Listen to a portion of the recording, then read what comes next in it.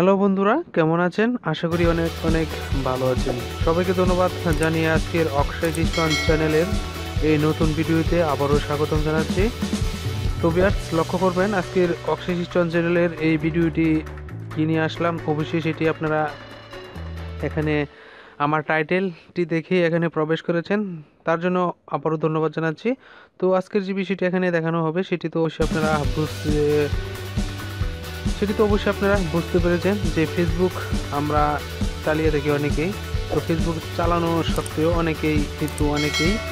অনেকের হেল্প নিয়ে থাকি। তো সেটি কিভাবে লগ ইন করতে হয়, যদি আপনি কোনো সময় যদি আপনার ফেসবুক পেজটি লগ আউট করে থাকেন, সেক্ষেত্রে আবার আপনার এই ফেসবুক পেজটি খোলার জন্য আপনার যে ইমেল ব্যবহার করেছেন বা জিমেল বা যে কোনো ফোন নাম্বার দিয়ে যেই ফেসবুক পেজটি খুলেছেন, সেটিও আবার পুনরায় এখানে অ্যাড করতে হবে। তো সেটি কিভাবে অ্যাড করতে হবে এবং লগ ইন করতে হবে সেই বিষয়টি এখানে আমি দেখানোর চেষ্টা করব, শর্টকাটভাবে দেখানোর চেষ্টা করব।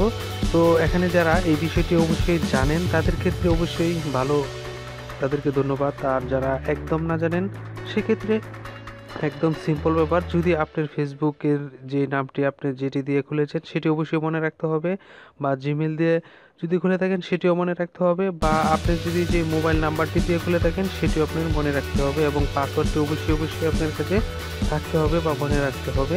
যদি থাকে সেক্ষেত্রে অবশ্যই আপনার এখানে আমি মার্ক করে দেখানোর চেষ্টা করি আমরা কোথায় কাজ করতে হবে। তো আমি সেটি মার্ক করে দেখানোর চেষ্টা করেছি। দেখতে পাচ্ছেন এখানে phone number or email address, অর্থাৎ আপনার যে মোবাইল নাম্বারটি রয়েছে এখানে প্রবেশ করাতে পারেন, বা আপনার যদি একটি জিমেল থাকে বা ইমেলের যেই অ্যাড্রেস সেখানে এটি প্রবেশ করাতে পারেন।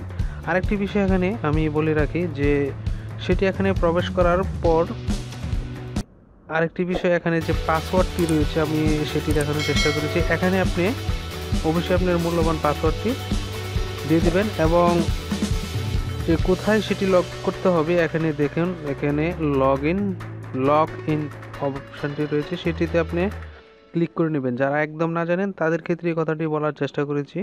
তো সেই বিষয়টি অবশ্যই আপনাদের ক্লিয়ার হয়ে গেছে। তো আমরা সেটি ফার্স্ট কীভাবে করতে হয় সেই বিষয়টি আবারও দেখানোর চেষ্টা করি।